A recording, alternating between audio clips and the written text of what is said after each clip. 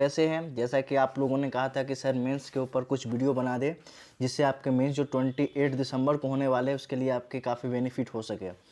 तो देखिए, आज की कड़ी में मैंने ऑलरेडी एक जो वीडियो है अनएम्प्लॉयमेंट पे, मैं वो आपको दे चुका हूँ। आप जब अनएम्प्लॉयमेंट वाली वीडियो देखेंगे तो उसमें आप देखेंगे कि बिहार का economic survey, India economic survey को ऐड है, साथ ही साथ आईएलओ का रिपोर्ट ऐड है, वर्ल्ड बैंक का रिपोर्ट एडेड है। सारे रिपोर्ट को मैंने ऐड करके कंपाइल किया है। उसमें थोड़ा सा बल्कि है थोड़ा सा, लेकिन आप उसमें से निकाल के देखिए। एक्चुअली में जितने टाइप्स के क्वेश्चन अब तक 5 to 6 टाइप्स के क्वेश्चन पूछे गए बीपीएससी के द्वारा, वो सारे चीज़ें उस नोट्स में मैंने कंपाइल कर दिया है, ताकि अगर किसी भी टाइप्स का क्वेश्चन आएगा तो आप मेरे नोट्स को पढ़ कर जाएंगे, आपको उससे ज़्यादा नहीं पढ़ने की ज़रूरत है। ठीक है, डाटा भी आपको कलेक्टर करके दिया गया है, तो आप डाटा को भी आपको अलग से मेंशन करने की ज़रूरत नहीं है। ठीक है, तो आप चलते हैं अगली कड़ी। तो देखिए, पॉवर्टी पे मैं 2 पार्ट में लेकर आऊँगा। ठीक है, पॉवर्टी में बहुत सारे टाइप्स के क्वेश्चंस बीपीएससी के द्वारा पूछे गए हैं। तो अभी पार्ट 1 है, तो पॉवर्टी में पार्ट 1 में सिर्फ सिंपली पढ़ेंगे पॉवर्टी का कॉन्सेप्ट क्या होता है, कॉजेज़ क्या होते हैं, उसके सॉल्यूशंस क्या होंगे बिहार में। साथ ही साथ बिहार इकोनॉमिक सर्वे डाटा को मैं इसमें इंक्लूड करूँगा। ठीक है, तो प्लीज़ और एक रिक्वेस्ट है कि वीडियो को अधिक से अधिक सब्सक्राइब करें, शेयर करें, क्योंकि आपके सब्सक्राइब और शेयर करने से मेरे हौसले अधिक बढ़ेंगे, जिससे मैं अधिक से अधिक वीडियो ला सकूं और कम से कम दिनों में आपके मैक्सिमम मेंस के वीडियो को मैं जो सिलेबस है उसको कवर करा सकूं और आपके लिए बेनिफिट हो सके। मैं वादा तो नहीं करता हूं, लेकिन कोशिश करूंगा कि आपके एग्ज़ाम से पहले तक, मतलब कि 10 days before to 15 days before आपके पास रिवीजन के मौके रहेंगे और मैक्सिमम मतलब 70% को आपके सिलेबस को मैं कंप्लीट करा दूंगा, जो मुझे इंपॉर्टेंट पोर्शन लगेगा इस बार के लिए। ठीक है, ऑलरेडी मेरे सीरीज चल रहे हैं, आप देख सकते हैं स्टैटिक्स के, आप स्टैटिक्स भी देखे जा करके मेरे वीडियोज़ में। आपके स्टैटिक्स 72 में 72 आ जाएंगे अगर मेरे वीडियो पूरा देख कर जाएंगे तो। दूसरा, अभी इकोनॉमिक सेक्शन चल रहा है, फिर पॉलिटिक्स सेक्शंस के सारे इंपॉर्टेंट क्वेश्चन कराए जाएंगे, फिर आपके करंट अफेयर्स रिलेटेड कुछ इंपॉर्टेंट क्वेश्चंस कराए जाएंगे, और साथ ही साथ हिस्ट्री से जो क्वेश्चंस आने वाले हैं उस पर मैं करा दूंगा, जिससे क्या होगा कि ओवरऑल जो है आप 70 to 80% आप कवर करके जाएंगे, तो सारे के सारे क्वेश्चंस वहां से टकराने की उम्मीद रहेगी।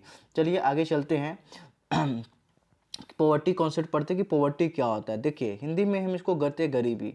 ठीक है, तो गरीबी क्या है? तो गरीबी वह स्थिति है जहाँ कहा जाता है किसी व्यक्ति का कि वो जो अपने बेसिक नेसेसिटी है, बेसिक नेसेसिटी करने का मतलब जो उनके लिए फूड है, जो उनके लिए क्लॉथ है, जो उनके लिए होम है, जो उनके लिए सैनिटेशन है, ऐसी फैसिलिटी जिससे वो वंचित रह जाते हैं, मतलब उनको नहीं मिल पाता है, डेट इज़ कॉल्ड पॉवर्टी।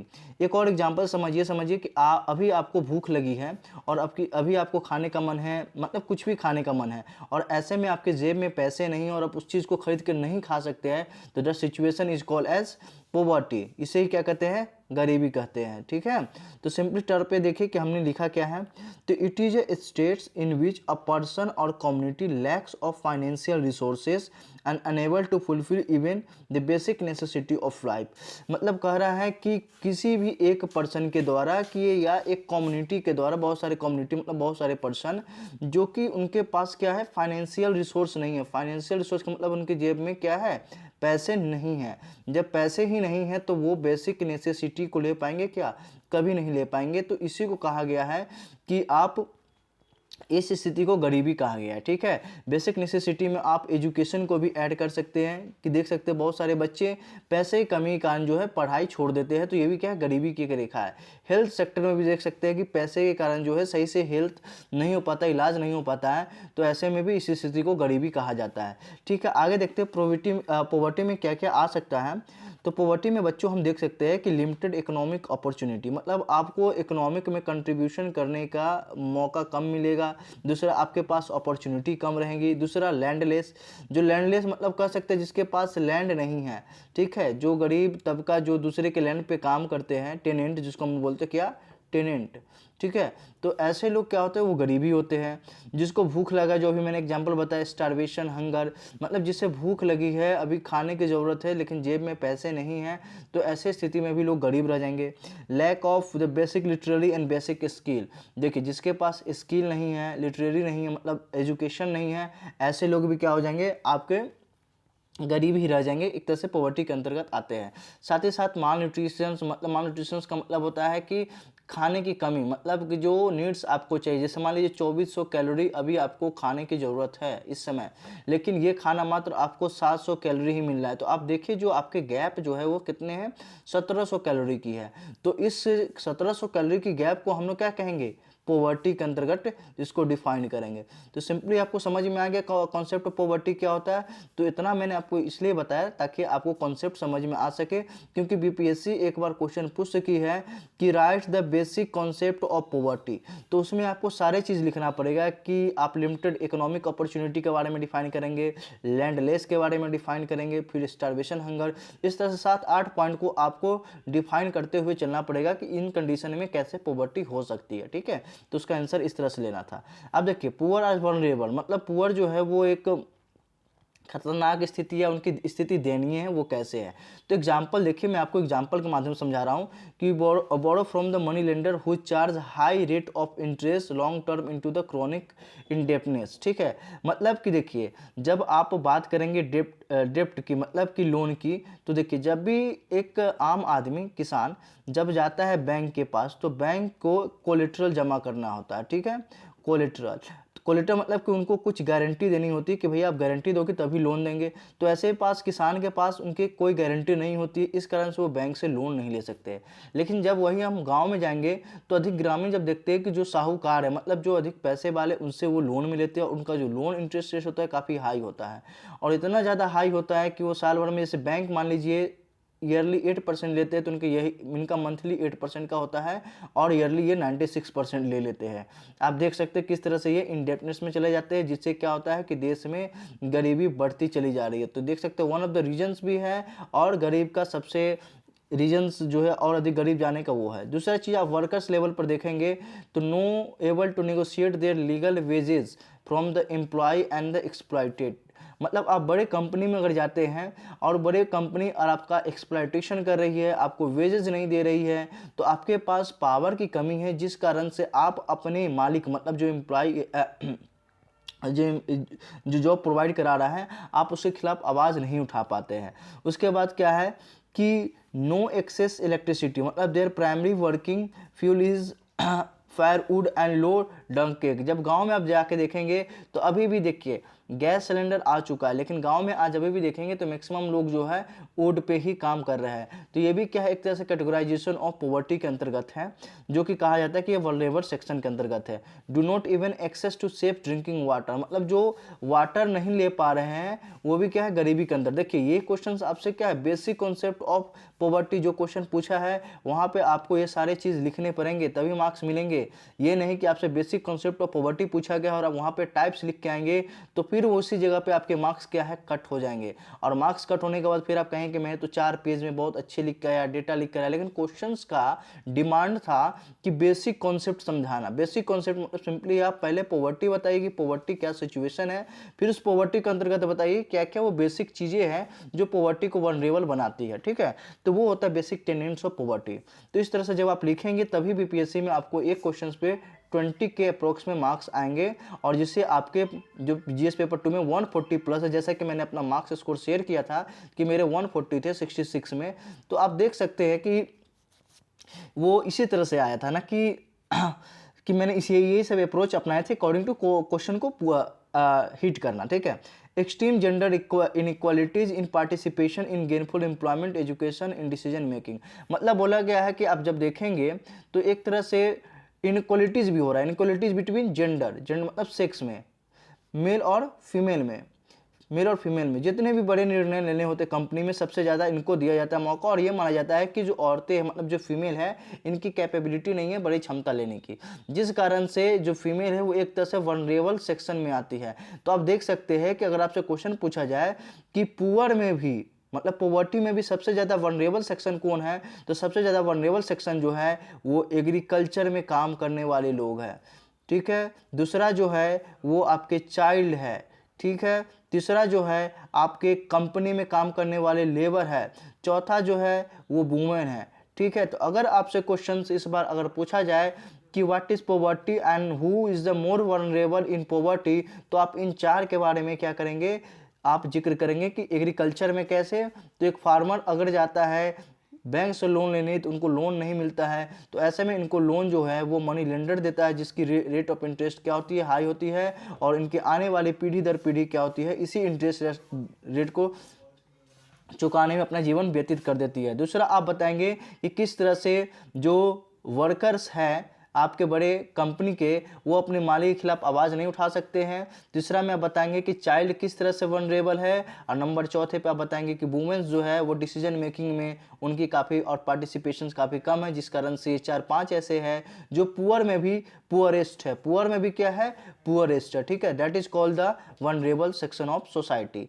आप देखिए टाइप्स पे चलते हैं बच्चों। तो टाइप्स में जब हम चलेंगे टाइप्स, ठीक है, तो टाइप्स में होता है क्रोनिक, फिर कर्डिंग, फिर ओकेजनली। फिर क्रोनिक का मतलब होता है कि लिटिल मोर मनी, मतलब तुम्हारे आपके पास जो है वो पैसे होंगे लेकिन कुछ दिनों के लिए होगा, तो that is called chronic. That is called chronic, मतलब लिटिल मोर मनी, मतलब आपके पास पैसे हैं लेकिन पैसे सिर्फ लिमिटेड वे में। लिमिटेड वे में कहने का मतलब कि आप अपनी किसी एक बेसिक नेसेसिटी को फुलफिल कर सकते हैं, मैक्सिमम 2 को कर सकते हैं, लेकिन सारे बेसिक नेसेसिटी को पूरा नहीं कर सकते हैं। या तो आप अपने लिए खाने की व्यवस्था कर सकते हैं, कपड़े की व्यवस्था कर सकते हैं, लेकिन अपने बच्चों के लिए एजुकेशन और हेल्थ की व्यवस्था नहीं कर सकते हैं, तो that is called the chronic poverty. समझ में आपको आ गया। मतलब जब भी आपसे पूछे व्हाट इज क्रोनिक पॉवर्टी, तो आप बताएंगे कि little money in your pocket, मतलब आपके पास एक लिटिल मनी होगी और आप जो है सिर्फ लिमिटेड सोर्स पे, मतलब लिमिटेड बेसिक नेसेसिटी को फुलफिल कर सकते हैं, बाकी बात आपके जो नेसेसिटी है उसको फुलफिल नहीं किया जा सकता है। दूसरा शर्त है करिंग पुअर। करने का मतलब है कि regularly more in and out of the poverty, मतलब हमेशा वो इन होते रहेंगे, आउट होते रहेंगे। इन होते रहेंगे मतलब किसी कारणवश, जिसको मैंने आपको सीजनल एम्प्लॉयमेंट पढ़ाया था मेरे प्रीवियस वीडियो में, तो आप देख सकते हैं।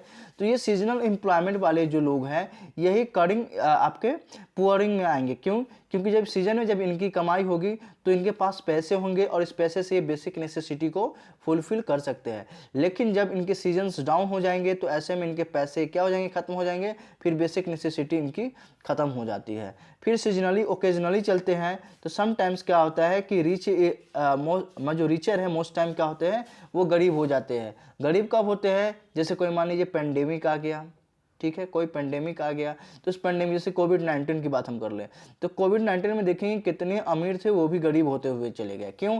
क्योंकि उस समय उनको कोई जॉब अपॉर्चुनिटी नहीं थी, कोई ऐसी बेसिक फैसिलिटी नहीं मिल रहा था जिस कारण से वो अपने आप को गरीबी से ऊपर ला सके। तो डेट इज 3 टाइप्स ऑफ, आप इसको जिक्र करेंगे। देन आफ्टर आप कॉन्सेप्ट ऑफ पॉवर्टी में चलेंगे तो देखिए यहाँ पे बहुत बेहतरीन है, ये भी टाइप्स में ही है, वो आपका एब्सोल्यूट पॉवर्टी एंड आपके रिलेटिव पॉवर्टी। देखिए तो रिलेटिव पॉवर्टी की बात हम करते हैं सिंपली। तो रिलेटिव पॉवर्टी को पहले मैं आपको बेसिक कॉन्सेप्ट क्लियर करा दूं कि जो रिलेटिव पॉवर्टी होता है वो इनइक्वलिटीज़ को रिप्रेजेंट करता है। इनइक्वलिटीज़ को रिप्रेजेंट करने का मतलब पुअर और रिच का, पुअर और रिच का, इन दोनों के बीच में जब हम कंपेयर करेंगे तो that is called the relative poverty. जैसे मान लीजिए इनकम ऑफ रिक्शा वाला, ठीक है, किसी एक रिक्शा वाले का इनकम लेते हैं और इनकम लेते हैं जिसके पास 4 व्हीलर है, क्या दोनों के इनकम सेम है या डिफरेंट है? डिफरेंट है। तो ऐसे दो लोगों का जब हम कंपैरिजन करेंगे तो that is called the relative poverty. अब देखिए जब रिलेटिव पॉवर्टी में इनइक्वलिटीज देखेंगे तो रिक्शा वाले की क्या है, इनकम काफ़ी कम है, तो ऐसे में क्या ये कम इनकम में बेसिक नेसेसिटी को फुलफिल कर पाएगा? तो नहीं कर पाएगा। तो वैसे लोग जो अपने बेसिक नेसेसिटी को फुलफिल नहीं कर पाते हैं वो एब्सोल्यूट पॉवर्टी के अंतर्गत आते हैं, ठीक है। और रिलेटिव में क्या होता है, 2 पर्सन या 2 समुदाय के बीच में हम क्या करते हैं, कंपेयर करते हैं। तो आई होप आपको समझ में आ गया होगा। आगे चलते हैं तो देखेंगे एब्सोल्यूट में it is a condition in which occur due to the deprivations from the basic human needs, food, clothing, health, education and sanitation and shelter. जैसा कि मैंने आपको बताया, मतलब एक व्यक्ति या एक समुदाय या कोई भी जो अपने बेसिक नेसेसिटी से क्या है, उनको नहीं मिल पा रहा है, ऐसे लोगों को हम लोग एब्सोल्यूट पॉवर्टी के अंतर्गत रखते हैं। चाहे उनको फूड की बात हो, किसी किसी को फूड नहीं मिलता है, चाहे वो क्लॉथिंग की बात हो, चाहे वो हेल्थ की बात हो, चाहे आपको एजुकेशन की बात हो।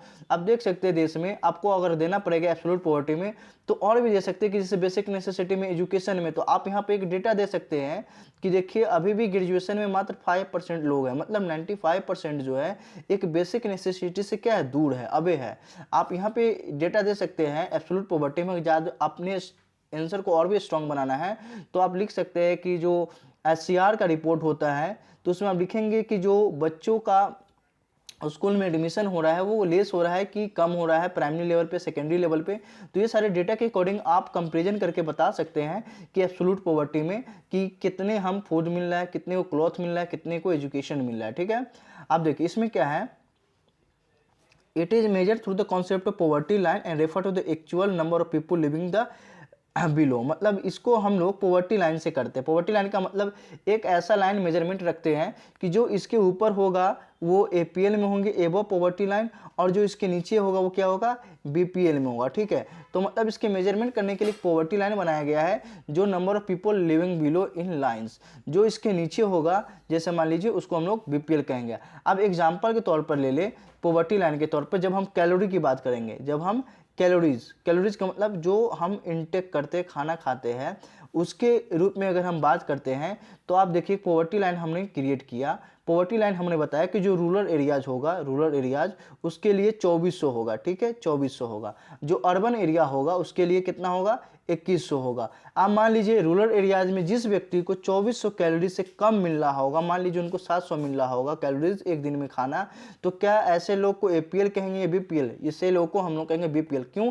क्योंकि ये 3 लाइन सोल्ड है, मतलब एक तरह से लाइन हमने डिसाइड कर दिया है कि जो 2400 कैलोरी पाएगा वही क्या होगा, पुअर नहीं कहलाएगा, इससे ऊपर वाले पुअर नहीं कहलाएंगे, और जो इससे कम पाएगा वो पुअर कहलाएंगे, उसको पॉवर्टी के अंतर्गत होंगे। ठीक उसी तरह से अर्बन में भी 2100 कैलोरी है, अगर जो 2100 कैलोरी के ऊपर होगा तो ऐसे लोग को हम लोग अर्बन में गरीब नहीं कहेंगे, लेकिन जो 2100 से नीचे हो जाएगा ऐसे लोगों को हम लोग गरीब कहते हैं। ठीक है बच्चों, आगे चलते हैं। ठीक उसी तरह से वैल्यूज में पैसे के तौर पे देखें तो अगर रूरल एरियाज में देखेंगे और अर्बन एरियाज में, तो अगर किसी व्यक्ति को अगर एक दिन में अगर पर मंथ 673 रुपीज़ वो पर पर्सन, ठीक है, और इसी तरह से 860 रुपीज़ जो है अर्बन में कमाते हैं, तो अगर जो व्यक्ति 673 रुपया से कम कमाएगा रूरल एरियाज में एक व्यक्ति, ऐसे लोग को हम लोग गरीब कहेंगे, और अर्बन में जो 860 से नीचे कमाएगा उसको हम लोग गरीब कहेंगे, लेकिन जो इसके ऊपर कमाएगा उसको हम लोग गरीब नहीं कहेंगे। तो यही पॉवर्टी लाइन होता है कि एक लाइन जिसके माध्यम से हमने कैलोरीज और वैल्यूज के अंतर्गत डिफाइन किया।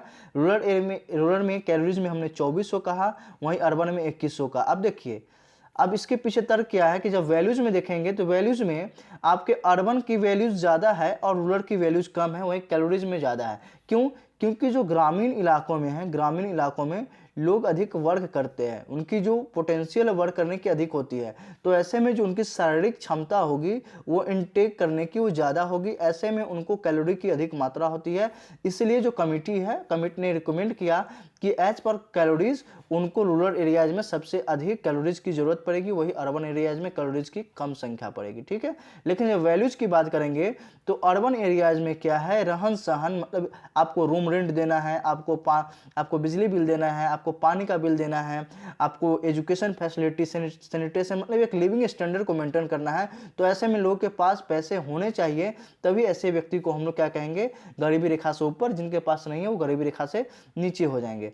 आप देखिए एस्टिमेट टू एब्सोल्यूट पॉवर्टी। अब एब्सोल्यूट पॉवर्टी को हम एस्टिमेट कैसे करेंगे, तो सबसे पहले हम लोग क्या करते हैं, पॉवर्टी लाइन, जो एब्सोल्यूट पॉवर्टी में पॉवर्टी लाइन देखेंगे कि required level of increase to fulfil the basic necessity and vary from to needs. मतलब जो पॉवर्टी लाइन हमने बताया है वो बताता है, जैसे पॉवर्टी लाइन मैंने कैलोरीज के हिसाब से बताया, वैल्यूज के हिसाब से बताया, तो वो बताया कि ये income to fulfil the basic needs. अगर कोई व्यक्ति बेसिक नीड्स को फुलफिल कर लेता है तो उसको हम लोग क्या कहेंगे, गरीब नहीं कहेंगे, जो नहीं कर पाएगा वो गरीब हो जाएगा। और साथ ही साथ याद रखें कि जो ये लाइन बताया गया है कैलोरीज का और वैल्यूज का, वो डिफर करता है कंट्री टू कंट्री। हो सकता हो इंडिया के लिए इसका पैमाना कुछ हो सकता हो USA के लिए इसका पैमाना कुछ और हो। ठीक है, ऐसा बात कहा गया।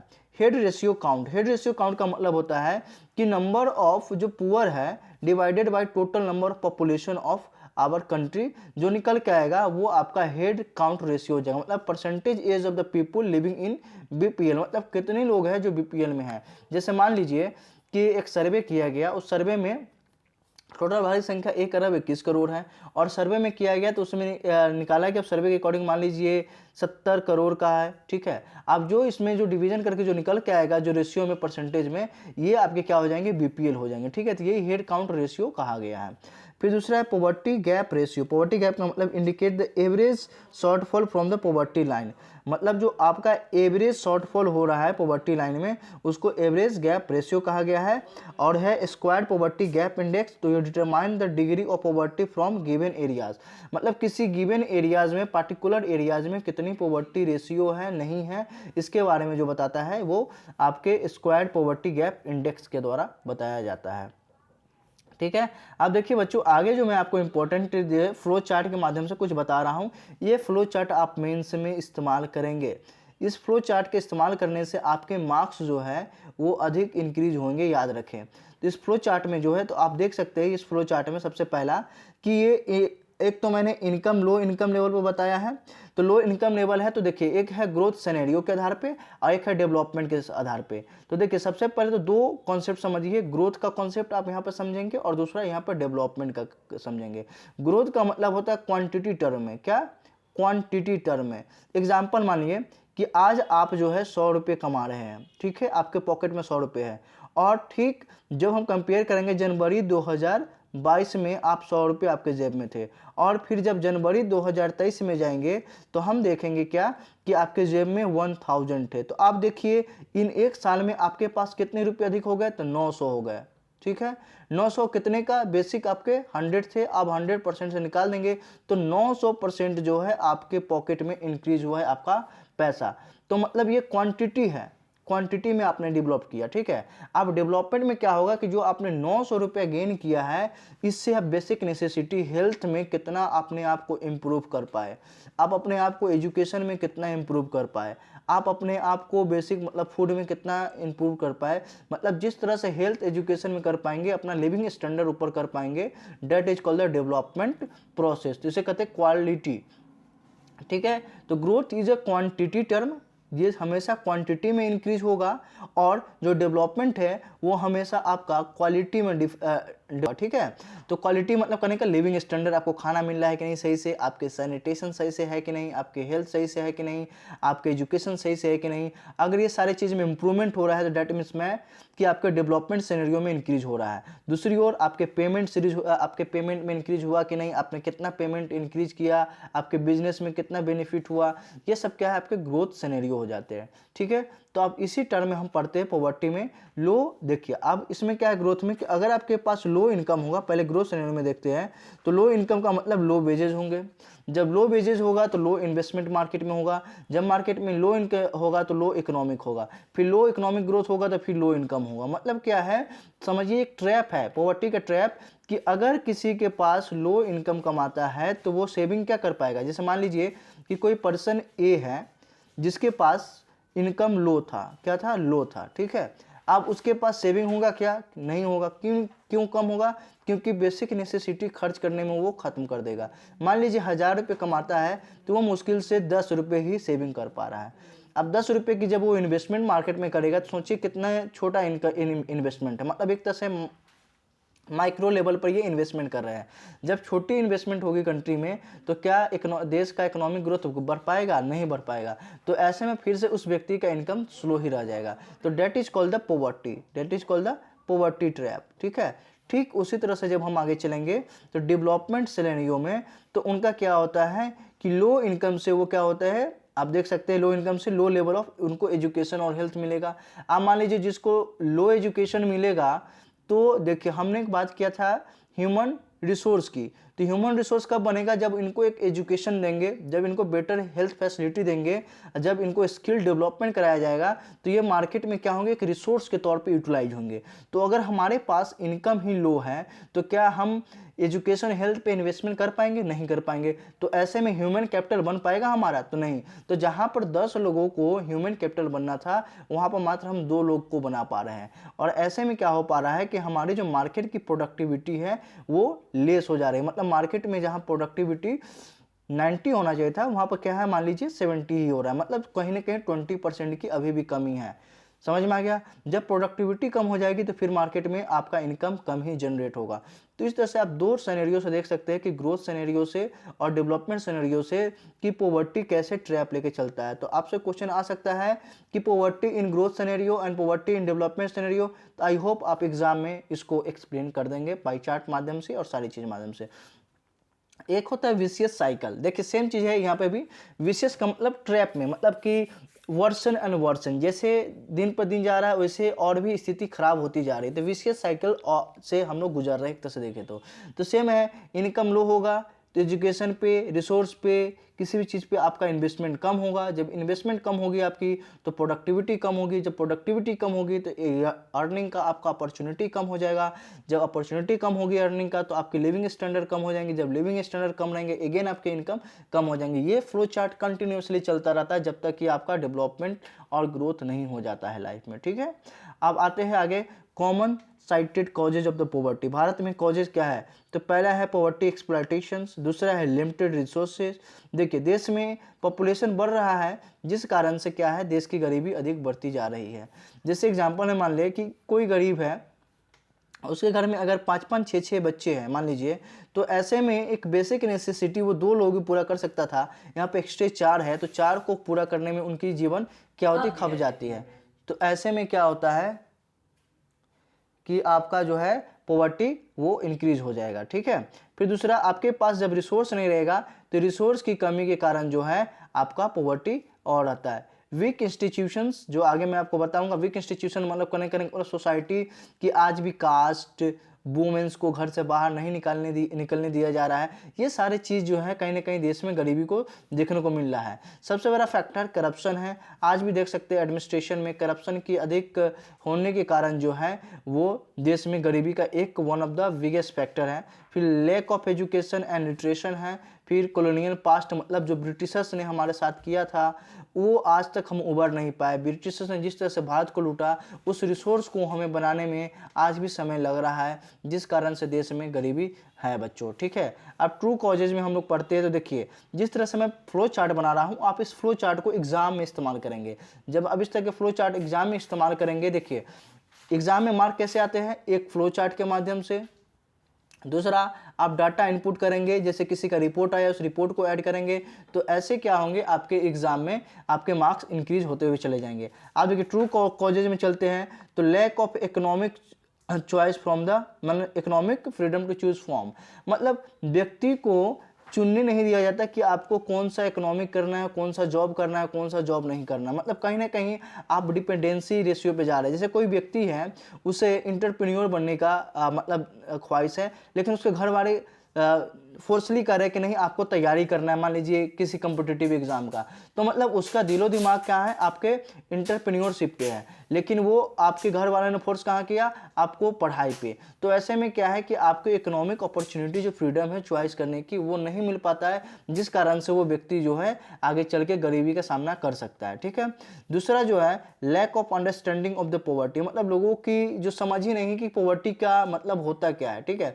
बहुत लोग पॉवर्टी का मतलब समझते हैं कि सिर्फ पैसे की कमी है, ऐसा नहीं है।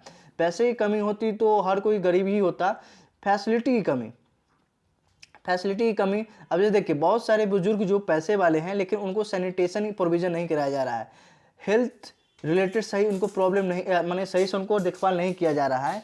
और तीसरा आप देख सकते हैं कि वहाँ पे आपको एग्ज़ाम में मतलब उनके लिविंग स्टैंडर्ड काफ़ी डाउनग्रेडेड हो रहे हैं, तो ऐसे में उनके जो चांसेस है पॉवर्टी में जाने के ज़्यादा है। तो इसलिए कहा था कि वनरेबल ऑफ द सोसाइटी जो पॉवर्टी में है वो आपके कौन है, वो आपके वुमेन्स है, चाइल्ड है, आपके पूरा जो आपके ओल्ड लोग हैं वो लोग ज़्यादा से अधिक क्या है आपके वनरेबल ऑफ द वनरेबल के अंतर्गत आते हैं। Political clientelism where poor treated as a client of political parties. देखिए क्या है कि जो पॉलिटिकल पार्टीज है वो गरीब को अपना एक क्लाइंट मानती है। ठीक है, गरीब को अपना क्या मानती है, क्लाइंट।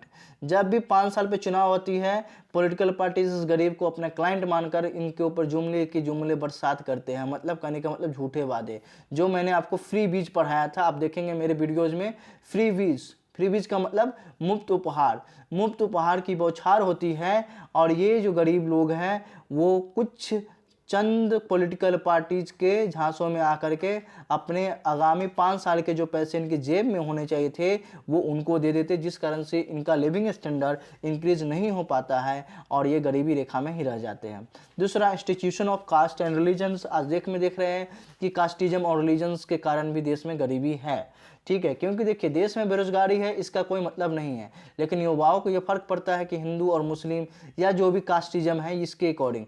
तो आप ये दे सकते हो one of the best factor है आपके ये भी। उसके बाद वीक एंड रिजिड सिस्टम, मतलब अपने देश में एक तरह से वीक और रिजिड सिस्टम, मतलब कहने का मतलब वुमेन्स के बारे में आप देख सकते हैं पेट्रियार्की सोसाइटी है, तो इनको घर से बाहर नहीं निकलने दिया जा रहा है, तो ये भी एक है जो महिलाओं को गरीब बनाता है। और आपका बिग पॉलिटिकल स्ट्रक्चर, इस तरह के जो है आपके पॉवर्टी का ट्रू कॉजेज हैं। Poverty is as a lack of freedom of capabilities. ये जो सिमिलर मैंने आपको ऊपर बताया सेम चीज़ें हैं जो मैं आपको नोट्स प्रोवाइड कराऊंगा, आप उस समय देख लेंगे। आप देखिए, अब चलते अब हम लोग, मैंने आपको एक्सप्लेन किया कि ट्रू कॉजेज क्या है, अब मेन कॉजेज पे चलते हैं। तो एक तो आप पॉपुलेशन पर बताएंगे कि सर पॉपुलेशन एक्सप्लॉइटेशन है, जिस कारण से अनएम्प्लॉयमेंट इंक्रीज होता है, लोगों के जेब में पैसे कम होते हैं, जिस कारण से क्या होता है कॉजेज मतलब पॉवर्टी बढ़ते जाता है। फिर आप बताएंगे लिमिटेड रिसोर्सेज, तो आप ऑक्सफैम का रिपोर्ट इसमें ऐड करेंगे कि रिसेंटली ऑक्सफैम ने एक रिपोर्ट दिया है जिसमें कहा है कि 1% ऑफ पीपल्स के पास देश के अबाउट 30 to 40% रिसोर्सेज है और रिमेनिंग 10% के पास जो है जो बच गए 50% और सिर्फ 10% जो है रिमेनिंग आपके 80% लोगों के पास, मतलब 89% लोगों के पास जो है सिर्फ 10% रिसोर्सेज हैं, बाकी बाद 11% लोगों के पास जो है आपके देश के मैक्सिमम रिसोर्सेज है। तो बताइए सिर्फ 100 में से 11 लोग अधिक रिसोर्स का इस्तेमाल कर रहे हैं और 89 लोग जो है कम रिसोर्स का इस्तेमाल कर रहे हैं, तो आपको नहीं लग रहा कि देश में गरीबी होगी? बिल्कुल होगी, 89 लोग के जो है वो गरीब हो जाएंगे।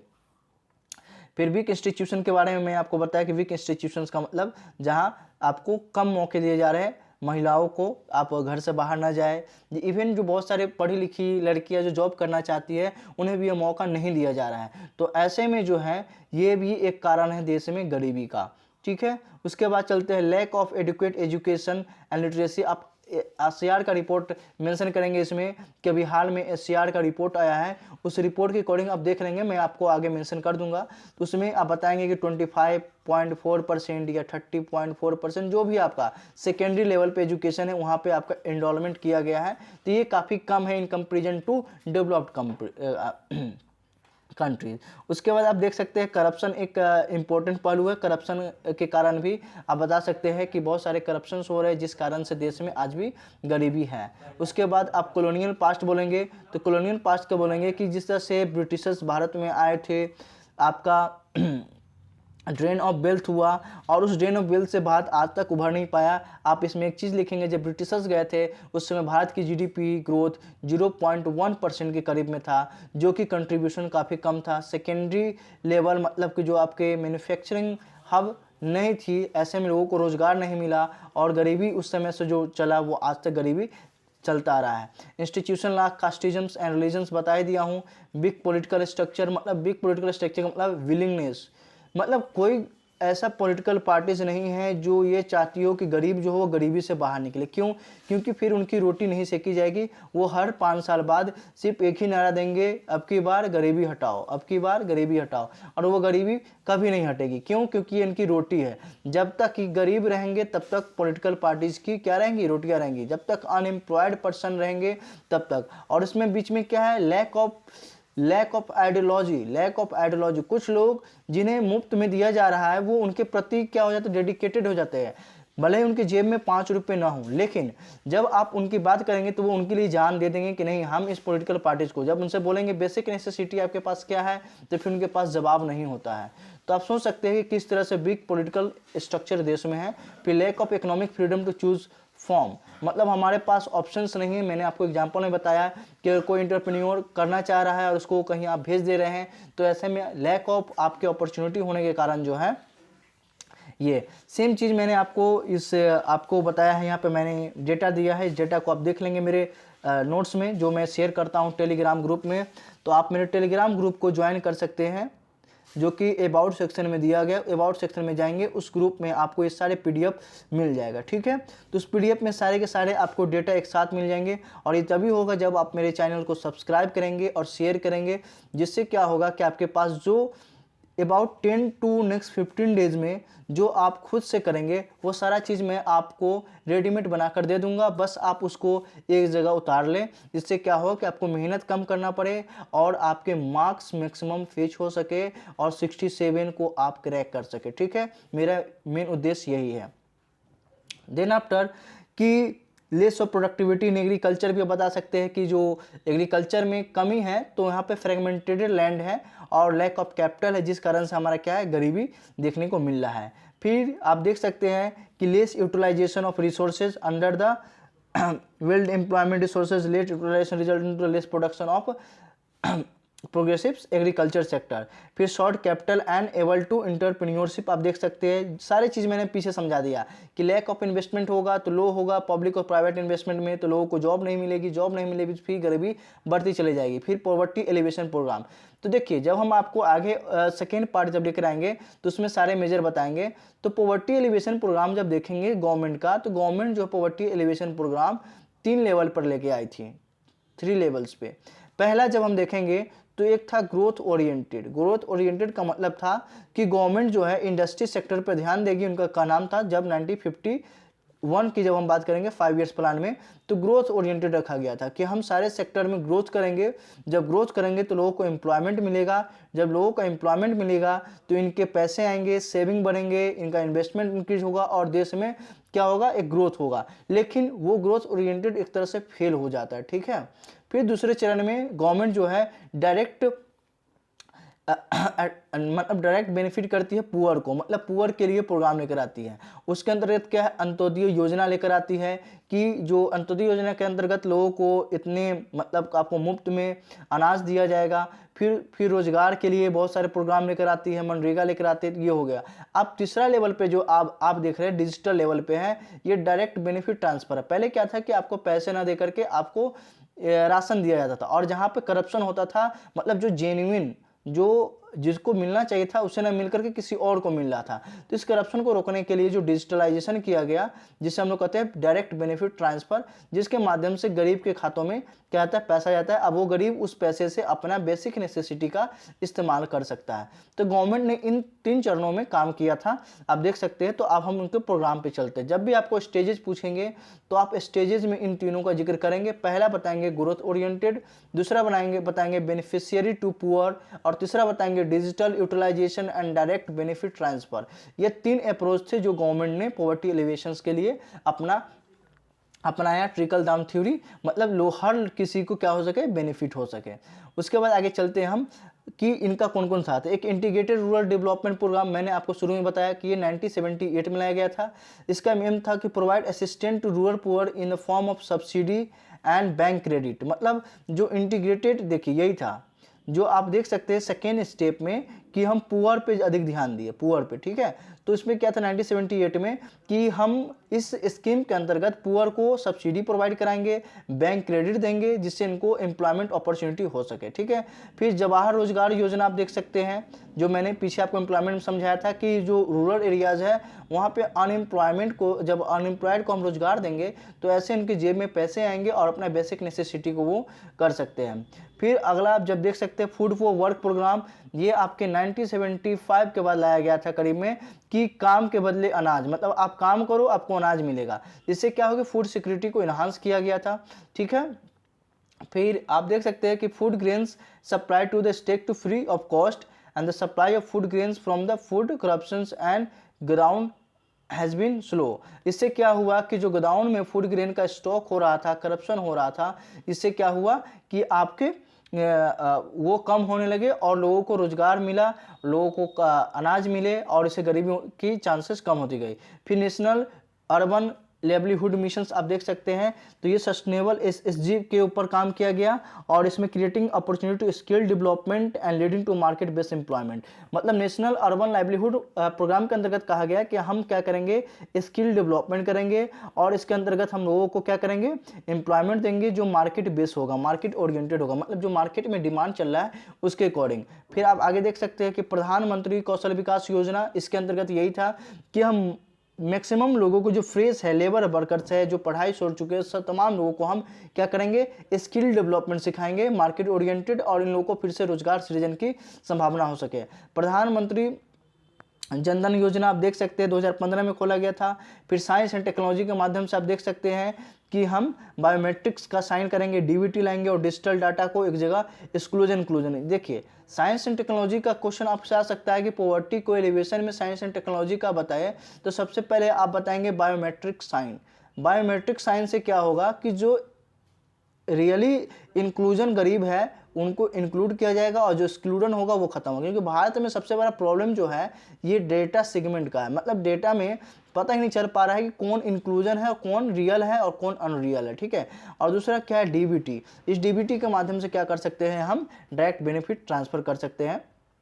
ये डेटा 2018 का है, आप 2020 में देख रहे हैं global multi dimensional poverty index में भारत का क्या है, तो उस समय कहा गया था कि 271 मिलियन पीपल जो है 2015-16 में वो गरीबी से बाहर आए, 2005-6 से तुलना 2015-16 में, ठीक है। रीजन क्या था, तो रीजन हमेशा आप जान सकते हैं कि कोई भी गरीबी से बाहर होगा तो गवर्नमेंट के द्वारा प्रोवाइड फैसिलिटी हो सकती है, इकोनॉमिक ग्रोथ इंक्रीज हो सकता है, लोगों को एम्प्लॉयमेंट मिलेगा, लोग का डेवलपमेंट होगा, तभी वो गरीबी से बाहर निकलेंगे, ठीक है।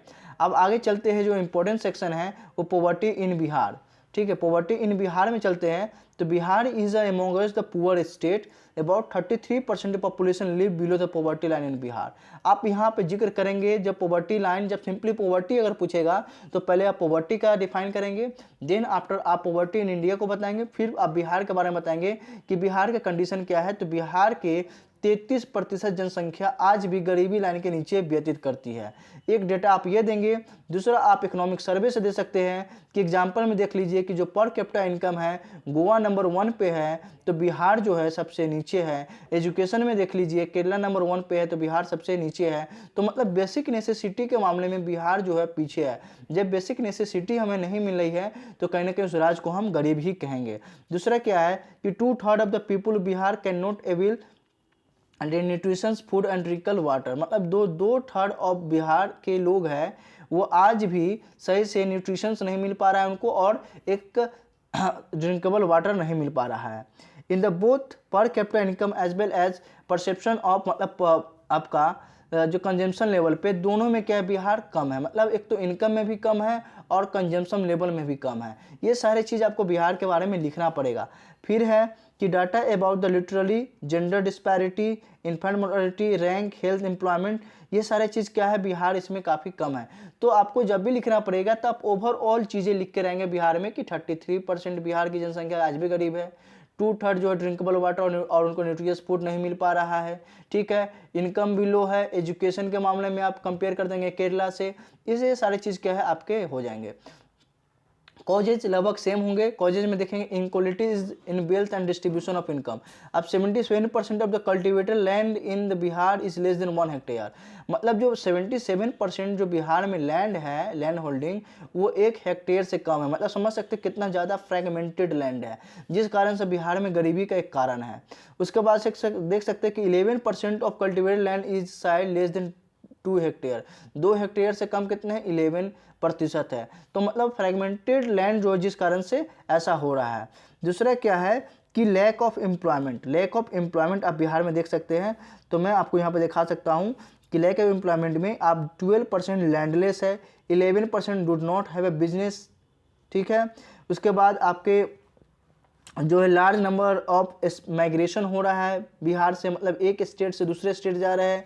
वेजेस का है, वहाँ पे प्रॉब्लम आ रहा है, लोगों को वेजेस सही से नहीं मिल पा रहा है, जिस कारण बिहार में आज भी गरीबी है। उसके बाद use of the traditional method in agriculture and low growth rate, मतलब आज भी बिहार में एग्रीकल्चर सेक्टर में हम देखेंगे और कंपेयर करें पंजाब से, तो पंजाब में मॉडर्न टेक्नोलॉजी का इस्तेमाल किया जा रहा है, वहीं बिहार में आज भी जो ट्रेडिशनल टेक्नोलॉजी का इस्तेमाल कर रहे हैं, जिस कारण बिहार में प्रोडक्टिविटीज़ कम है और मार्केट एक्सेस कम होने के कारण बिहार के लोग आज भी गरीब है। इसलिए पंजाब के किसान काफ़ी अमीर है इन कंपेरिजन टू बिहार। और इसे कहेंगे फिर poor implementation of government programme.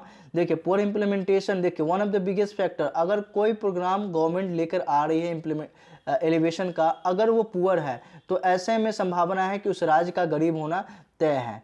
तो ये सारे चीज़ है। आप देखिए इसमें मैंने आपको सेम बताया है। आप देखेंगे main reason for rural poverty, rural poverty जब पूछेगा तो आप बताएंगे कि पॉपुलेशन एक्सप्लॉयटेशन कम है, लैक ऑफ कैपिटल है, मतलब पैसे की कमी है।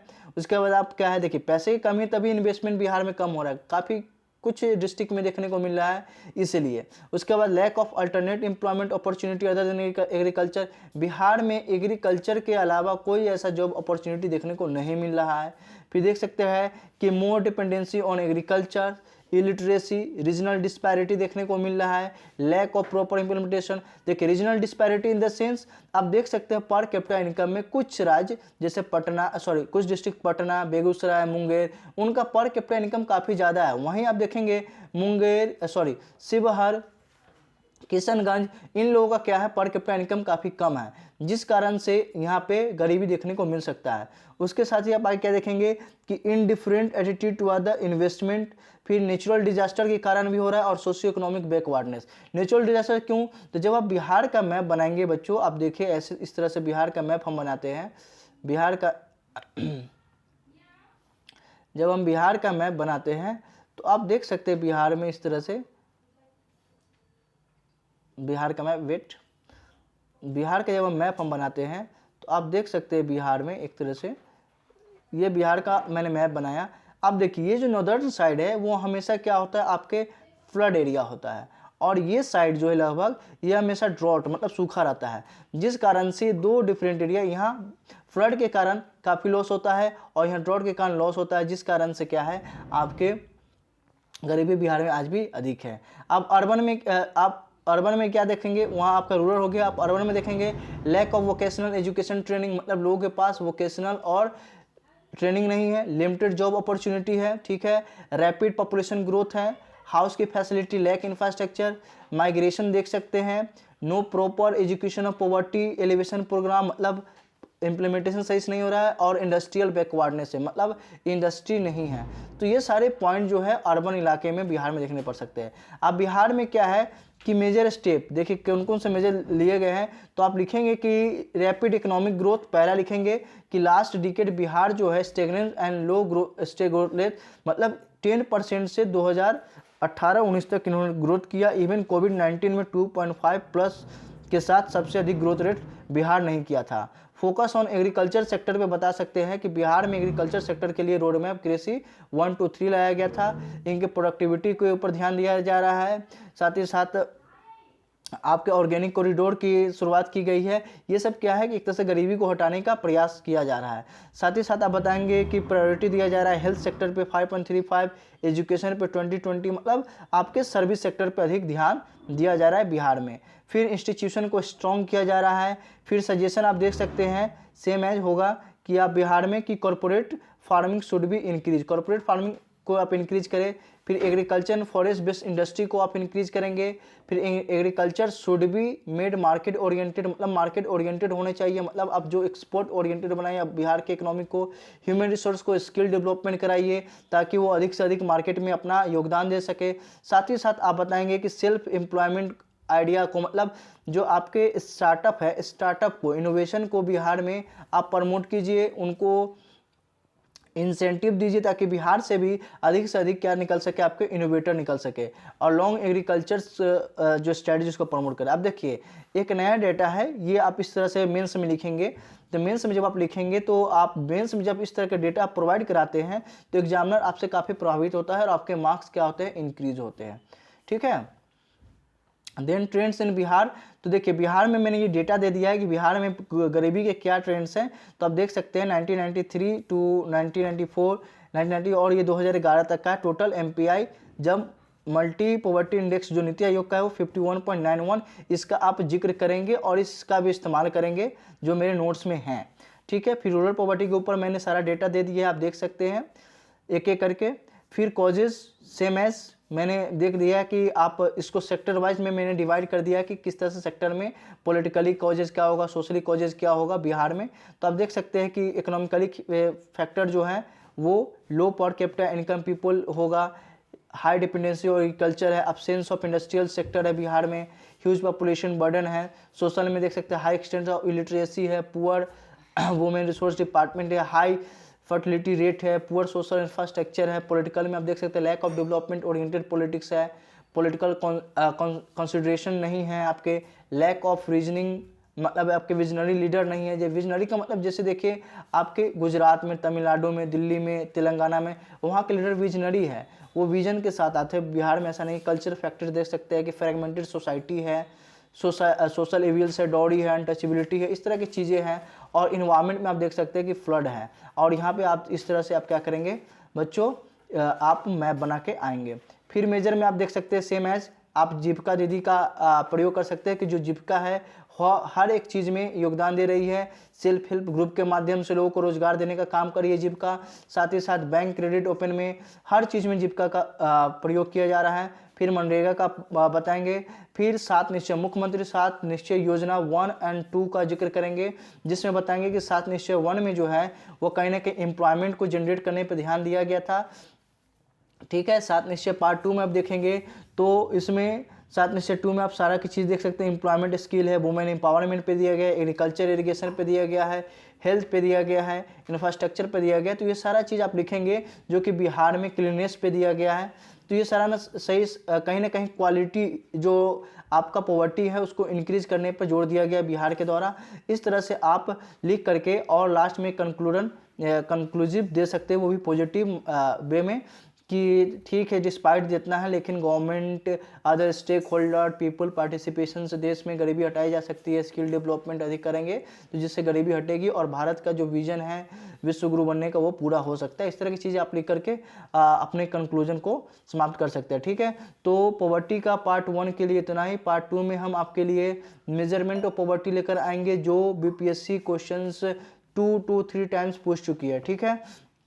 तो उस पर भी क्वेश्चन उस पर मैं लेकर आऊँगा।